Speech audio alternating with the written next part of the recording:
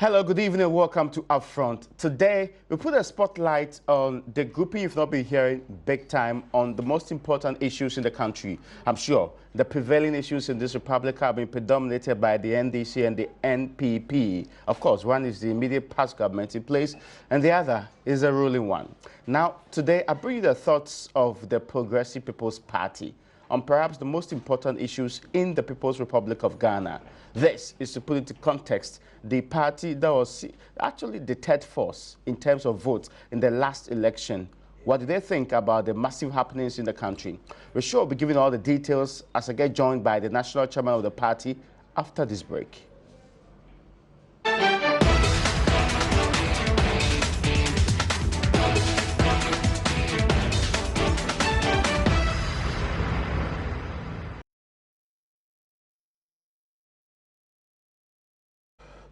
You welcome back to Upfront. My name is Raymond Aqua. My guest today is Ni Alote Bruhamond. Ni Alote Bruhamond is the national chairman of the Progressive People's Party. You're welcome, sir. Thank you. I hope you're doing well this day. I'm doing well. How is the PPP doing? Oh, the Progressive People's Party is doing well. We are the second largest party in opposition. I see. And we are asking Ghanaians to help us spell Papa because we believe that we are the party Papa that will bring change, true change. So we ask Ghanaians to join us in awakening so that we can bring the change that every Ghanaian will feel in their pocket. We will talk about what the party's been doing, and of course, it will not be wrong to say that this is Papa Kwesi Ndum's PPP. Well, that may be the impression that Ghanaians have had with the Progressive People's Party. Yeah. But there is Mike Egan, there is Chairman Ladi Nylander, and many others who are founding members of the Progressive People's Party. There are many in the northern region who are founding fathers, many in Upper East, many in Upper West, Central region, all of the 10 regions that are founding members of the Progressive People's Party. Dr. Papa Kwesi Ndum, yes, is one of the many who are founding members of the Progressive People's Party. But you in the media and the rest of the Ghanaian populace prefer to identify only Dr. Papa Kwesi Ndum. And we don't argue about that because, you know, he deserves it. I get your point, but let me then drill straight to the issues that, I've not heard the PPP make comments on. The most recent one is exactly to do with what's happening with government's intention to build a cathedral. What does the PPP think about this particular intention? Well, we thought it was a good idea. Its implementation has been flawed. It was a good idea to have a national monument that national events can take place. But we least expected that they were going to use existing properties of the government to knock it down, to erect this particular edifice. I see. We would have expected that, considering that Ghana is a secular state, that we will continue, based on our 92 constitution, to separate religion from state, to separate church from state. But in this particular instance, state is fully immersed in the operations of this cathedral. The president announced it as his own personal initiative. The president appointed a board and inaugurated the board, and the president outdoored the architectural work done. So the president is using the institution of state to stamp a control over this particular project. And that is what is raising the hue and cry. Okay, so now I see you raising a couple of points. The first one you said was that it's a good idea. That is, the PPP is not opposed to the building of Cathedral. Yes, we are not opposed to the building of the Cathedral. You're opposed to where it is being cited. One, where it is being cited, and secondly, why the president is so much in the center of all of it. But he said he wanted something of the sort. Well, again, yes. And without him, the idea would have been floated anyway. Well, you know, there are many instances where a president may want something and get the private sector to handle it, to own it. This is not owned by the private religious bodies.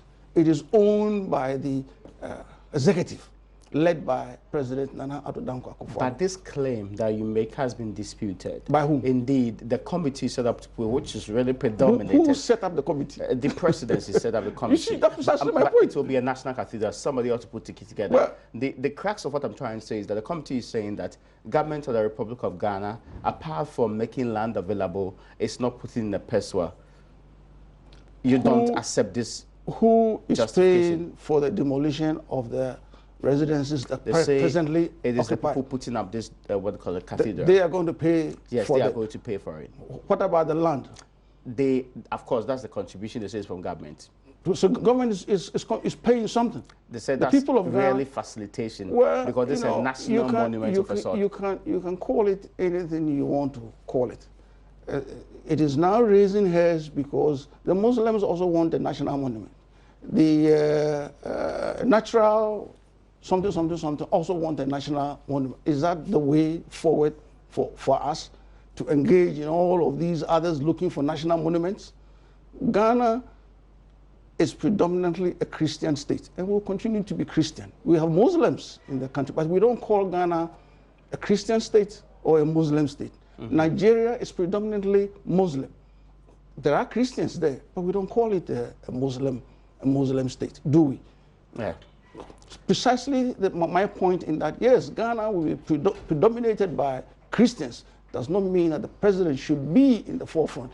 If we have a Muslim president and the Muslim president goes to the mosque, praying in the mosque, it will be carried live on TV and we'll all see it.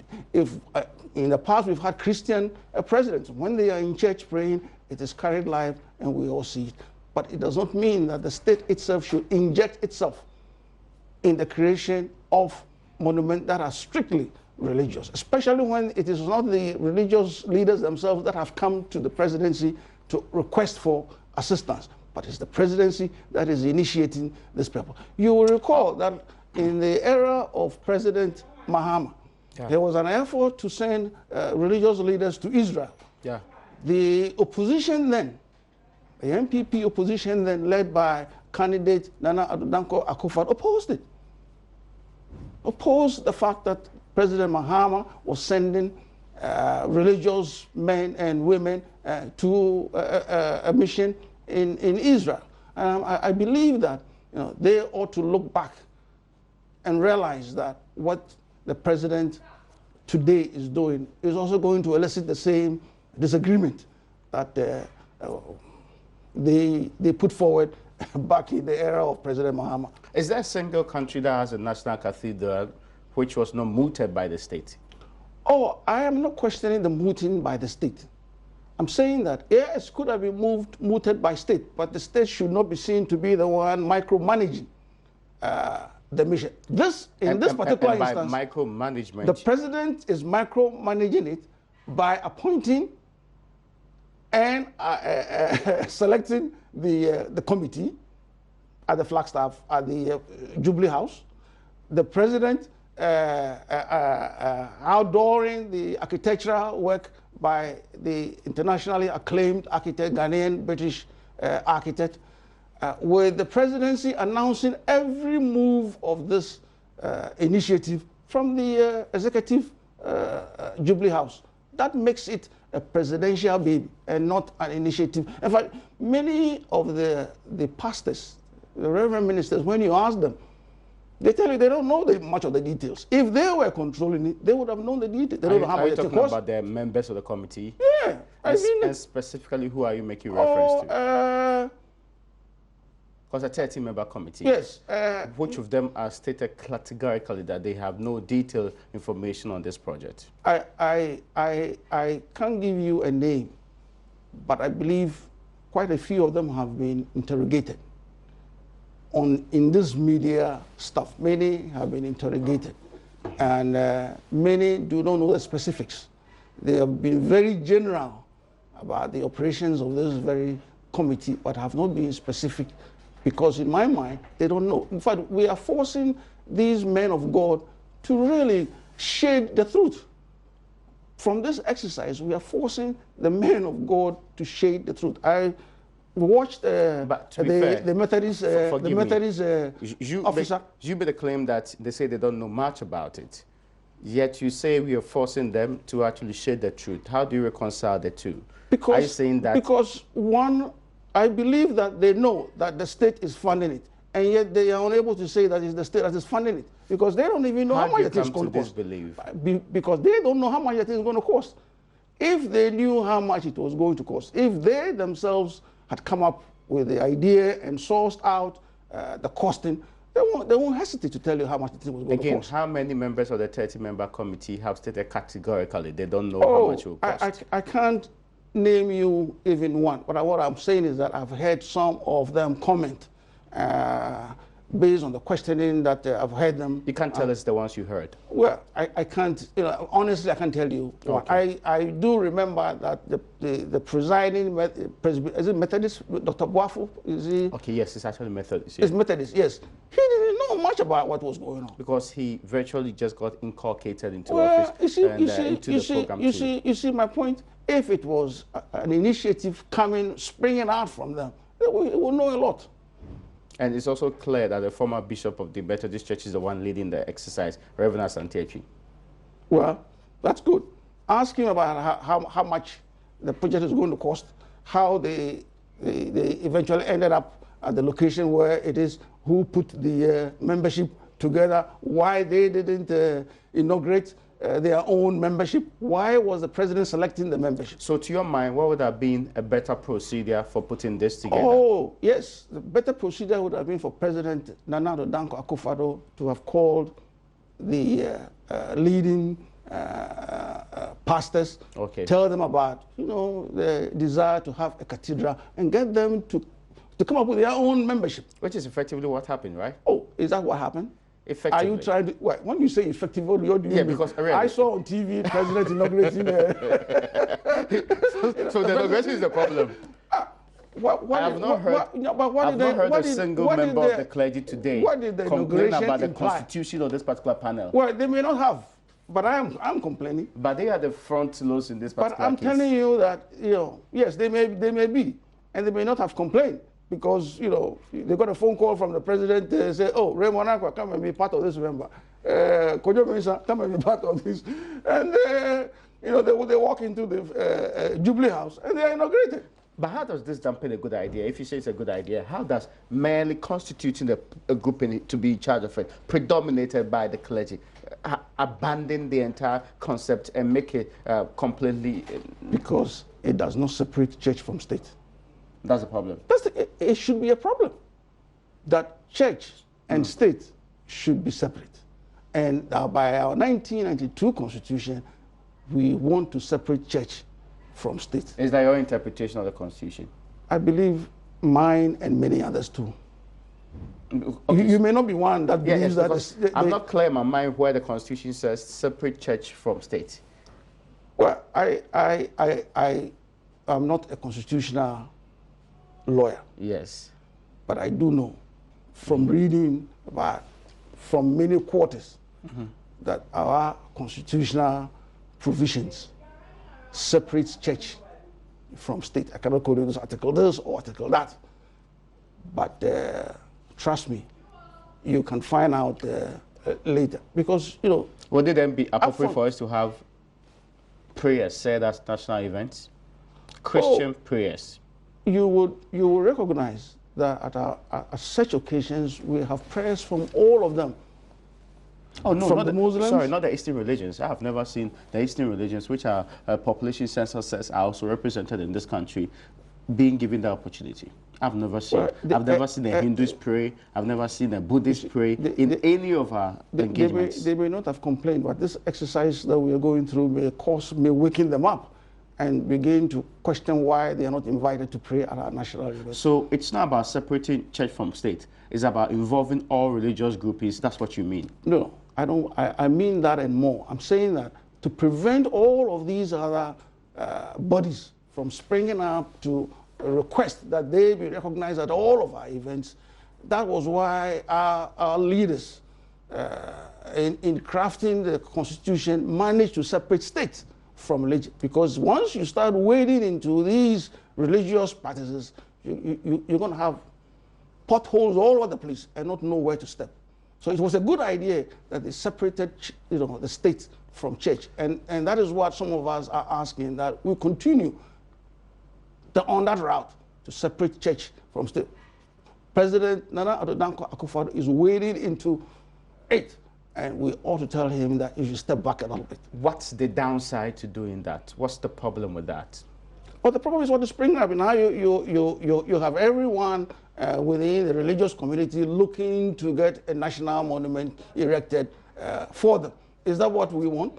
Knowing that, when it comes to religion, there are a multitude of religious sects. Are we going to be able to satisfy all of them? I believe not. I've not heard you or the proponents of this particular argument also advocate for the other religious groups like the Hindus and co, who are never at national prayers, who are never called to do any of these national events. It's pretty clear Christian, Muslim, and sometimes African traditional religion. You may not have. And to be clear, during the time of former president, the late President J.E.A. Mills, he instructively said that African traditional prayers can never be said at national events. So we've always had a way of discriminating against one religious group and all the other, which I think is your main point, isn't it? Well, at the time of independence, many of our functions did not have Muslim prayers, did it? Yeah. It didn't. Yeah, it got along. Yes, along the line it came up. And that was not a slap in the face of the Constitution. Yes. We didn't have the Muslim festivals. It came in recently. That was not pushing the frontiers of constitutional development to the point that we were favoring one religious group against the other, was it? I'm saying that we are slowly wading into a minefield where the others are going to spring up. So to you, we shouldn't have any prayers being said by any religious group at any event of national nature? I haven't said that. I'm saying that Ghana is mostly Christian. So we have to, Christians will have to say they are Christian prayers. Okay. When you go to the north, so we should reflect a certain religious group and not others. You are not understanding my position. Yes, that's what I'm trying to get it from you. I am a Christian. Yeah. I don't want to be denied an opportunity to pray in my Christian faith. I'm a Catholic. Yeah. I don't know what you are, and I'm with you, actually. I don't want you prevented from having your prayers. Yes. If you were a Muslim, I wouldn't have prevented. But we're talking about a national event. Yes, I'm saying that there's an independence celebration at the Independence Square in this particular case. Would it be inappropriate to say because Christians are the majority, let them say the prayer alone? If that were to occur, you would find that there will be a storm from the other religious bodies asking why. Again, I've said that during J.E.A. Mills' time, African traditional religion, unlike what was the established practice, were never allowed to say prayers at national events. You see, but you did not raise a concern with that. Oh, because that's a small population. It does not also imply from this questioning that every event that has taken place that has been of a distasteful nature to anybody does not mean that because they held their silence then, they should keep quiet today. They have not complained today. I've not heard anybody in African traditional religion. But this is just the beginning. You may not have heard it today, but you may hear it tomorrow. You may hear it next week. Okay, you may hear it. We are projecting into a possibility of this happening in the future. Yeah, that is why many of us are objecting. That this is leading into something that we may not be able to contain. So since it is speculative and not happening now, can we proceed on the basis of what we know for sure now? Well, you don't want to fall into a pit when you know that it's a possibility you're going to fall into a pit, do you? So it's not speculative. Mm-hmm. It is not speculative. I don't consider it speculative. It is foreseeable to you. It's foreseeable to me. Yes, I'm questioning it. You don't have to agree with me. I get your point, but I'm complaining because I see a minefield. I get the impression from you that it's okay when we ask religious groups to join us in national prayers and come and pray. It is not okay when religious groups, when we say that we will build a monument for religious groups? That's what you are trying to say. No. Even when we invite religious groups to come and pray, I'm saying that now we include the Muslims. Yeah. This cathedral, does it include Muslims? The team that has been put up by the presidency, does it include Muslims? Is there a national cathedral in anywhere in the world which has Muslim representation on this board? Precisely my point, that is why the Muslims are going to ask for a Muslim cathedral. The United States is a secular state just like Ghana, isn't it? Yes, it is. Very democratic. Yes. It has and the freedom of religion. It has a national cathedral. Yes, it has a national cathedral. Yes. It doesn't have an Islamic representation on this national cathedral committee. Well, that is the United States. Is it Ghana? That is the United States. We are different. And yet the issue is constitution based. It's constitutional based, yes. Our constitution is different from the United States Constitution. Is it the same? I get your point, but just I'm struggling to get there. I mean, when you go to the United States, they have a Senate and a Congress. Do we have a Senate and a Congress? No, we don't. Okay, my question last on this particular cathedral conversation is exactly how can this be done? Since you say you are for the idea. I believe I tried to articulate how exactly it ought to have been done. That the president should have called Pastor A, Pastor B, Pastor C, and say, look, this is my and the County Bishop Conference. Yes, and then say, you get together and elect your own executives to champion this cause. And if you need any assistance, come and see me, and I'll see what I can do to assist. I think that would have been the best thing to do. That would have removed the executive from being in the forefront of this particular project. Because right now, the one in the center, in the fringes, everywhere is the executive. Okay, so since that's not happening now, should we abandon the project? Oh, we shouldn't abandon the project. I think that what should be abandoned is that the executive should get out of it. I see.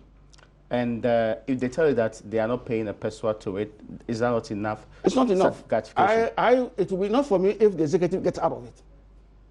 Okay. That's all I'm asking for. Are you opposed to the location of the project? Yes, I'm opposed to. I don't see why the residence of judges in bungalows that taxpayers' money has been used to put up only in the last 5 years, with very little depreciation, will have to be knocked down. I don't see why we should. It will be a financial loss to the state if we allow the demolition of those investments that the state's resources has been used to put up. So I'm clear in my mind. At both Circular Road and also Castle Road, where these bungalows are, specifically how many are actually new and were put up in the last 5 years? Well, I don't know how many. I don't know how many. I have been reading from the media. Oh, okay. Yes, I see. I get your point. Some judges are living there. I don't know how many judges are living there, but some bungalow, even if it's one bungalow, okay, some money was used to put it up. Yes, but if the state's not going to care a peswa in the relocation of these judges, how is that even a problem? Why would the state not care about the relocation of the judges? Why would the state not care? They've been moved from rich to cantonments. What's that a big deal? Who's going to pay for that? The people who are putting up the buildings, you are told. Do you know how much?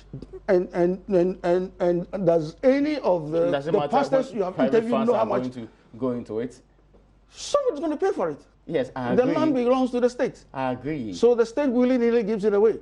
I get your point. Now, I'll take a couple of messages because some of you who are watching us on Facebook Live have sent us some of your thoughts too. My guest today is the national chairman of the Progressive People's Party. And, well, I need to be clear in my mind about some of the things that we're talking about today. We're looking at the cathedral for now. You've heard from the NPP, from the NDC, from those in parliament, and you've heard from some other groups too. This is perhaps the third biggest party in the Republic of Ghana. What do they have to say about this? Obviously, they are opposed to the current arrangement that are being put together in this case. But interestingly, they say they are for the idea itself of having a national cathedral. And we'll be talking about how best they can do this and how that will sit with the rest of us in this country. So which location would that be more appropriate? Oh, I believe that, look, there's a lot of virgin land in this country. Okay. I mean, going from here to the late Kofi Annan Institute to Teshi, Nima, There's a lot of virgin land that I believe can be used for that purpose. Going to the West Hills and the Wager area, you would find a lot of virgin land there that can be used. Going north to Insawam, so plenty of land just growing weeds that could be used for this purpose. Now, this purpose will require a lot of room for parking, a lot of room for easy access in and access out. You know, trying to get it in the middle of the town today in a congested city like Accra, and in the location they've selected, I believe would be more problematic for us than if we went a little bit outside of that area to get it done. Okay, so before we actually go on a break, let me read you some of the messages that I've come through so far. Now, Christopher Abangna at Aguriba says, Nigerian population is not predominantly Muslim. You can do your own research work. There are different groupings, but he says that the population is virtually 50-50. Now, this one's here from Berry Masapon says, this reminds me of the days when President Kufuor was building the Jubilee House. The same brouhaha, and Ghanaians talk too much. If this man had been added to the committee, would he have ever decided to say anything this way? Do you want to be a member of the committee? Of what? Of the committee that's putting up this particular cathedral. I'm not a priest, so why would I want to be a member of that? Please, the government wants to take tax from churches. Why doesn't the government use this money for a market? So the question they're asking is that they are going to take tax from these churches. The problem we have with taxes is that the president is exempt from tax. And none of That's you... a problem. It's a problem. Why should the leader of the country be exempt from tax? Why? Is there a good reason why the president does not pay tax in this country? I don't know. I'll be willing to get some information from you as to why the president of the Republic of Ghana is exempt from tax. Is that justification for taxing churches? Look, let us concentrate on getting everybody to pay taxes. Including churches? No, churches traditionally have been exempt from religious tax. If they wade into other business activities, that requires tax everywhere in this world.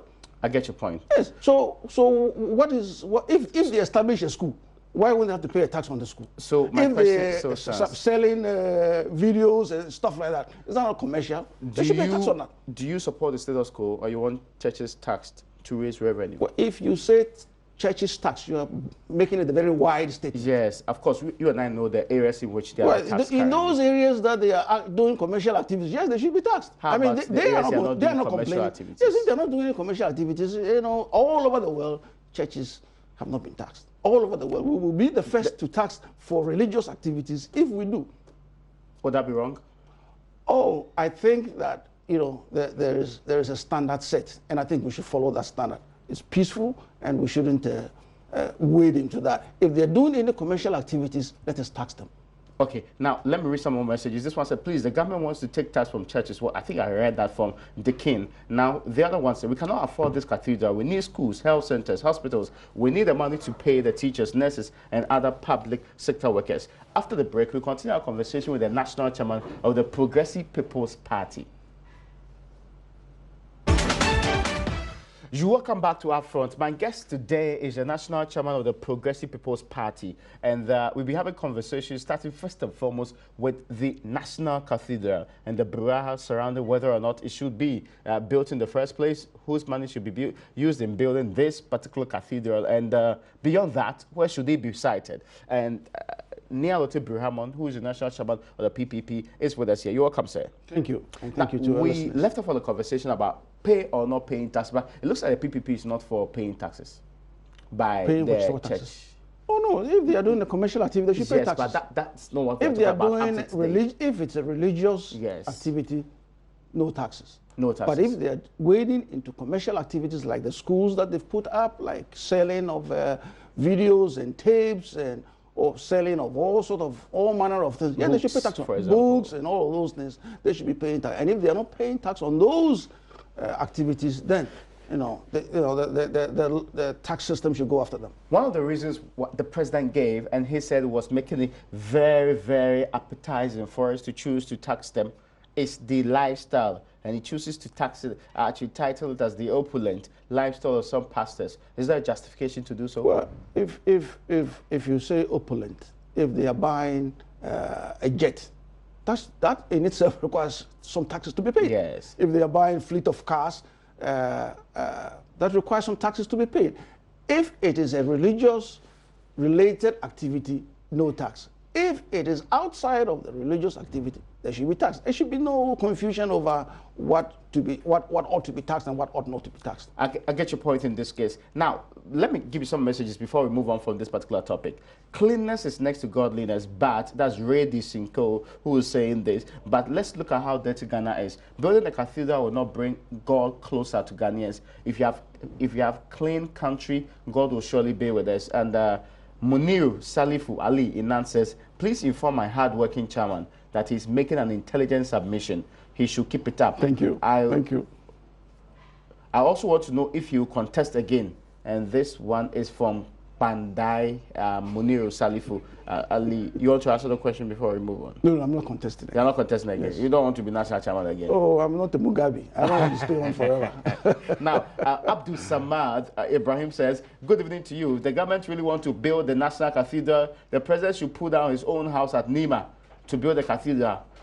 See, don't confuse the government with hydrogen. Okay, government is confused like hydrogen. Well, that's interesting. But there's other comment here about who will compensate the houses that will be demolished. And I think we've explained that the people who are putting up the institution, that's the cathedral, say they are the ones going to be in charge. The point is that, you know, this, you keep saying and they say that, but I don't believe it. And many others, you don't believe it? I don't believe that, you know, that's what I'm saying. You don't believe the pastors? Yeah, that's what I'm saying. We men of God are speaking about. We are forcing the men of God to share the truth. That is, I've said that before, and you were questioning. Would that include His Grace Pamabako, the former Archbishop of Accra? I'm saying that we seem to be forcing all of them. Yes, all of them, inclusive he's a member. I'm saying we seem to be forcing all of them to shade the truth.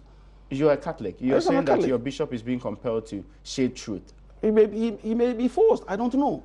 Maybe. You're saying that your bishop did not have the gravitas to resist a mere governmental effect. Is that what you're saying? No, you're trying to put words. I'm not he's a member of the committee. Yeah, I'm saying that, you know, we're forcing some of them. You mean that's some? Now some of them. Yeah, not all of them. Not all of them. Okay, so how many are we looking at? I don't know what the sum is. You know, Could it be one? Oh, I'm sure it's more than one. Two? I don't know. They're 30-member committee. The point, you're trying to either get me to say all 13 of them, or none of them, or one of them, or this or that. Because you've not given me any proof to suggest that they are being forced to make commentary that is different from what is supposed to be the case. And these are men of honor. This is a serious allegation, yes, to be fair. I am deducing from the statements they have made regarding their lack of knowledge of certain financial aspects, like who is paying for the demolition of the judges' buildings, and they're saying that it is coming from the independence. I don't believe that. They have said so, but I don't believe that. Don't I have a right to disbelieve what they are saying? Yes, but don't I have a right to disbelieve even my own Archbishop? No problem, but to the extent that you proceed to say that they are being forced to do something. Because I believe that those who have said they don't know, really know, but they are faking lack of knowledge. Okay, now I'll come that's my summation. You know, I may be wrong. Let me end with these two other comments so that we can move on to other issues. I have read most of the comments, but I don't think most of you are making sense. Build a cathedral, but without pulling down existing buildings. Ghana has a vast land, so be more innovative and build on it on a timeline that makes sense. Precisely my point. This one is saying so, and there's other comments that I sure should be able to share with you. But Chairman, let's move a little bit beyond the cathedral in this case. But finally, if government proceeds to build a cathedral, what can you do? What will you do? What will the PPP do? See, all we can do is voice our opinion. Yeah. They are in charge of the administration of the state. The president has told us that he would guard the nation's purse because he has the purse. I don't have the purse. So all I can do is to call his attention to some areas where I disagree with him. And if he chooses to go ahead and do what he has determined to do, there's very little I can do. Unlike those who feel strongly about this and can go to court, the PPP is not going to go to court on this matter. Oh, well, we don't ought to close that avenue of going to. We've been to court before. You know, we took the Electoral Commission to court. Yeah. We've been to the Supreme Court. And that was really related to your interest alone. Well, we went to court on the need to have all of our children compulsorily, educated, and the Supreme Court dismissed our case. So we can go anytime we believe that, strongly we need to get the legal system involved in it. So, but your party does not feel so strong about this that it will not take it to court?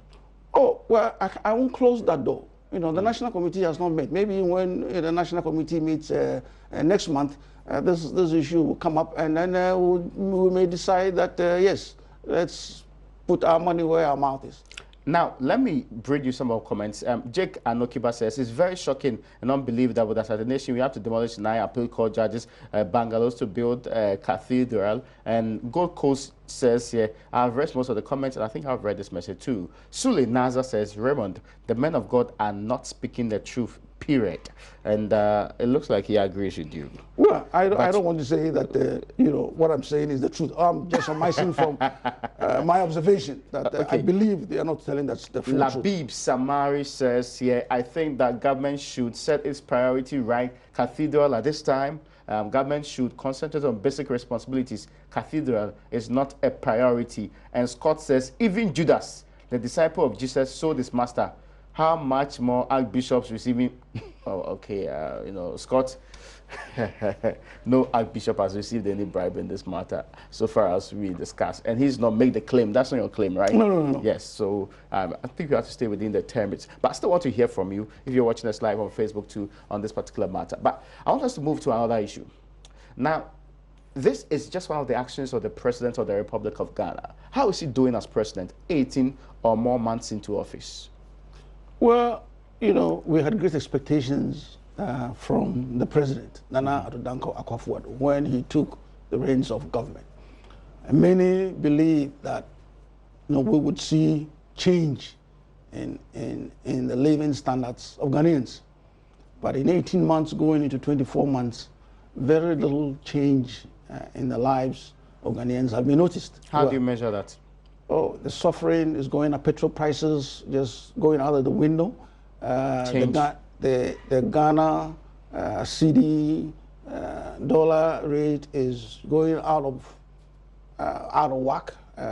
Vice President Bawumia told us that there is an equation to performance, that if the currency is not stable, that it's an indication of bad administration. Mm-hmm. So if we're going to use Vice President Bawumia's own test for good governance, then this government is doing very poorly. But you suggested that there isn't much change. Government has talked to you about how inflation is on the decline, interest rate equally on the decline, at least at the interbank level. You can see the difference in there, and especially on the T-bill rates, you can see 91. They also being on the decline, up to even the highest bonds that we have in the country, all showing these relevant signs. Is it that you are not aware of these? Well, Our fiscal deficit how is that translated? GDP growth rate is also on the ascendant. The question I'm asking is, how has it reflected in the lives of the people on the ground? What does that mean? Oh, the cost of his trotro is moving up. Meanwhile, his salary. You know that inflation has everything to do with every common person. You were just mentioning indices that are good to the government also. Yes. And I'm saying that inflation has everything to do with the common man. How has that reflected in the man's ability to survive? But it's the common man's ability to survive that reflects in inflation. I hope you know that. All of it is part of economic indicators. Yes. That the government must look and manage. Yes. And if the government is managing some and not mismanaging some, and is affecting the lives of the people, we need to speak up, because... But you singled out only exchange rate. I'm singling out the price of petrol. I'm singling out the fact that the trotro price is going up. Petrol is no economic indicator. I mean, but clearly the areas of macroeconomic does not involve price of petrol. But there is the consumer of course, price I get your index. point. It can actually influence Yes, it does influence everything. I get, yes. Yeah, but to the extent that inflation is on the decline, don't you think that the price of petrol might not make a major impact in people's lives? But how has it affected our basket of goods, which is also an economic indicator? How has it affected the consumer price index? You don't want to talk about the consumer price index. Oh, yes, I agree. It is an economic consumer indicator. Price index is actually, yes. Sorry, it's inflation. Inflation is determined by consumer price index. The composite of same that's precisely. actually used as So inflation. my point so is to the extent that inflation is on the decline, doesn't it tell you that we are doing well there too? But how has it affected the consumer price index? Interesting. But let me ask you, so you say that the government is on the right path? Obviously not. In the economic space alone? Everywhere. Everywhere? Everywhere. I mean, they themselves are admitting the problems they are facing with the free SHS, that is their flagship agenda. They themselves are acknowledging that they have problems. It has been a huge success. That's what they say. That's cool, that is a huge success. That is why they have to run a double track to fix it. But they themselves are telling us that they are having problems. The president himself has told us the success. Okay, that's fine. If that's how you want to phrase it, I don't have a problem. The point of the matter is that they are acknowledging that they are having problems with the success. And many of us are, bedeviled because we did not expect that they would have problems with success.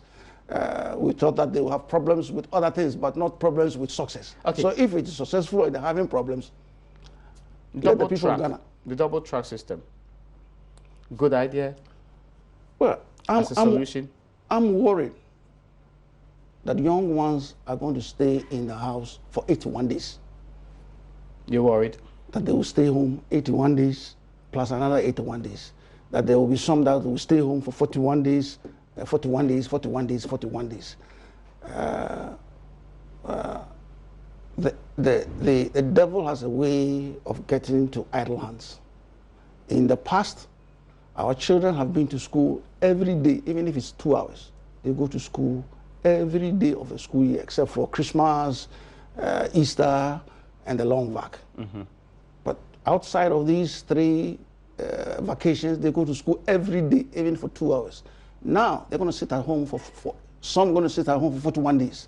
Some will sit at home for 81 days. That's a long wait. I'm also... Even though they'll spend longer contact hours with their teachers in class, yes. Even though the class size are going to be reduced as a consequence of this. Yes, they're good, but you always have to balance it with the other side. Now, they're going to go to school, those who go to school for, all of them are going to school 81 days plus 81 days. Those who go to 41, when you add up, it's still the 162 days. Yes. We have 365 days in the year, and we have our wards going to school for 160 days. So they're going to be sitting home for more than half a year. That should be something that we should have. That should be a problem. If it's not a problem for many parents, I don't know. But I think that we all should see that if our children are going to stay home for more than half a year, it should be a problem. So what's the alternative to this? Oh, the alternative is that we need to quickly put up those classrooms that will contain them. In the interim? In the interim, we need to put up the structures. Look, I went to school. We can't do so before the year begins, the academic year. I went to school. This is the first week of September. I always refer people to my primary school in 1957. I see. Accra Newton Experimental. And I was there with Chachuchi Kata.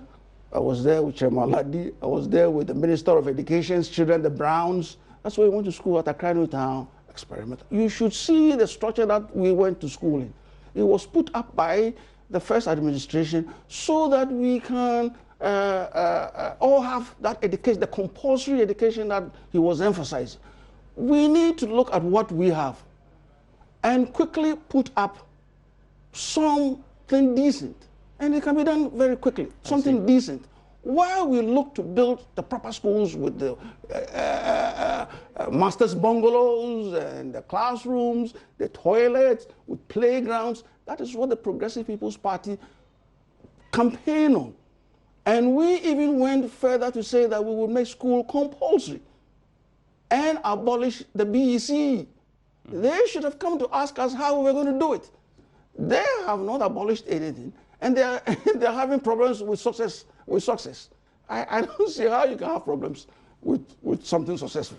I see. So beyond free SHS, what does the government doing that you have difficulties with? Oh, the government gave us a lot of promises in the 2016 election. Yeah. One district, one factory. Yeah, I said it's rolling them out. Well, give me some of the factories that have been rolled out. A Kumfi pineapple factory has been commissioned. No, was the cast sought for it. Recently, there was a steel and boat one that was supposed to happen in Kumasi. Government says that there are 17 others that are in the offing. Okay, 17. Okay. Yes. So I'll go with the 17 that are in office. How many districts do we have? 254 and now. You are talking 17. When is the other 17 going to be done? We are looking at a 4-year term. Oh, okay. So it's 17. Yes. I guess we'll wait. So we'll wait and see where they are. Why you think government is not delivering on these promises? If you have yourself set 17 in 2 years, well, maybe it's a good indicator. I don't see that's a good indicator for 17 to be completed. Maybe they will have a multiplier effect going into the other half of the school year. Now, so that's one district, one factory. There's also the one village, one dam. I've not seen anything happen in that direction. Well, but government says it is building something. Thank you. You are the government spokesman, so I will take your. I will take you are asking me what government is doing. I'm telling you. I will take your word. Yeah. Then they promise every constituency $1 million every year. They added every year. We are going into 2 years, and I haven't seen a peswa or a dollar out to any of the constituencies. But let's hold our breath. They have another 2.5 years to go, and I believe that can government deliver on these promises? Well, I don't know. What they can do from the sequence, from the look of things so far. If I am to make a prediction based on what I've seen, knowing that Nsubeto and Frama Dikaya, I haven't seen them Frama to be able to conclude that Nsu Ebabeto. So really, I am very skeptical that they will be able to achieve all the things they told us, or even 50% of what they told us leading into 2016. I'll ask you about how, and I want you to rank and actually put a percentage to what the government has done so far. But before that time, corruption. How is government dealing with corruption? Well, corruption has always been a perception. Perception? Yes, because the facts can be debated. So we've based our perception on corruption based on the reports from the Auditor General's report, based on what we read in the newspapers, based on all of those things. International surveys too. Yes, international surveys.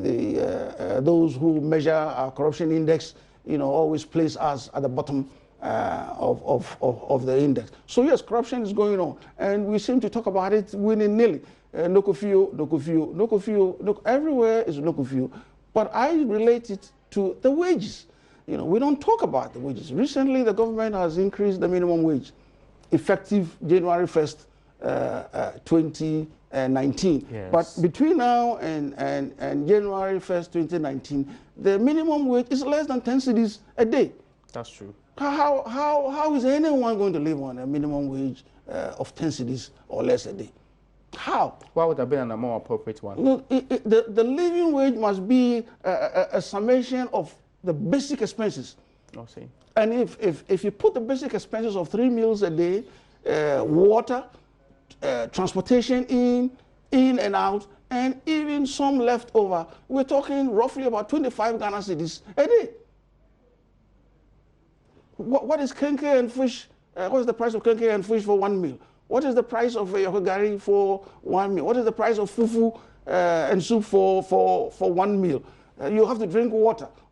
Sachet water alone will cost you about a cedi. If you take the trotro, by the time you go from one end to the other end, you've already spent 3 cedis. So 3 cedis plus 3 cedis in and out, you're talking 6 cedis. If you're earning 9 cedis a day and you are spending 6 cedis on your transportation, how much do you have left for food? You are going to have to do some business in this deal. And the leadership ought to understand that the minimum wage is a slave wage. We need to do something to give them wages that are living wages.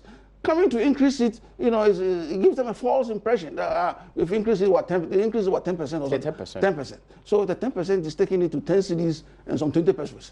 I mean, what is 10 cities going to do? By the time we get to January 31st to collect your first paycheck from these 10 cities and 20 pesos, inflation would have eaten up that 10 cities and 20 pesos. It probably will be worthless. I see. And at the ask how much would have been more appropriate in this case? But you would expect that a computation I said that what would be a little more reasonable for someone to live on 50% will be 25 cities a day. 25 cedi.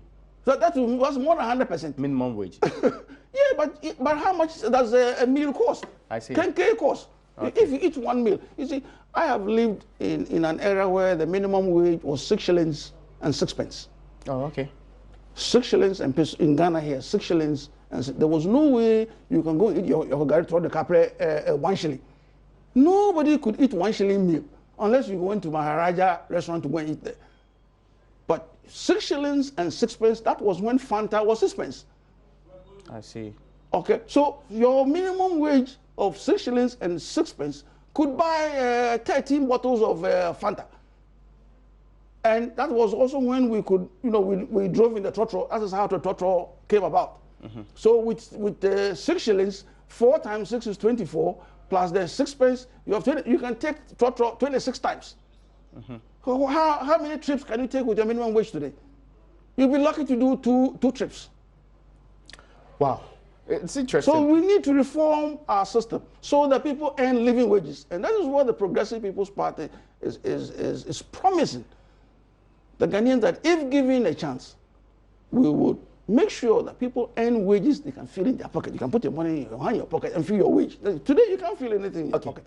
There's an issue. I mean, currently, government is considering raising some 2 billion from the Chinese in exchange for bauxite, so that government can proceed to have the system, as in rebuilding all the infrastructure that we need, right from roads through to education. Is that a step in the right direction? Well, we'll see. The devil is always in the execution. Okay. Of it. You know, it may sound good, it may sound everything, but let's see how they are able to exercise and implement it. I asked you about how the PPP is doing. Well, the PPP, as I told you, we're doing well. Yes, we are praying, but what I really want to know is whether the PPP will ever win elections, national elections in this country. I believe we will. When? I can't tell you when. That is in the hands. Because you are moving from 1-2% to more than 50%. That's a major jump. Well, you see, we came from nowhere to third. Yeah, but that's 2% third. Oh, whether it is 0.5% third or 0% third or -50 third, it's third. What? Somewhere behind us. Whatever we got, there were quite a number who were in existence before the Progressive People's Party came, that were behind us. So however bad we performed, they performed worse. I see. That's consolation. Oh, it doesn't console us because we want to be first. Okay. But we believe that the trend is showing that we are moving to first. And we don't think that we are a two-party state effectively? Oh, the history of many countries started with 2 parties, but those 2 parties don't longer exist as we speak. If you go to the United States, the 2 parties that were there in George Washington's time are no longer there. So the PPP may make inroads in the next 300 years? You never... Oh, did it take 300 years for these new parties to come into the United States? No, I'm not saying... Thank you. So, I believe, if my history tells me, within 10 years or 15 years, George Washington's party died. Anything is possible. I see. Okay. Anything is possible. What exactly is being done? I mean, because many do not see the PPP offering any bewildering alternative, really. Well, the Progressive People's Party is offering alternatives that you are not prepared to listen to. Really? Oh, yes. We offered alternative to make primary school, junior school, high school, 12 years of basic education compulsory.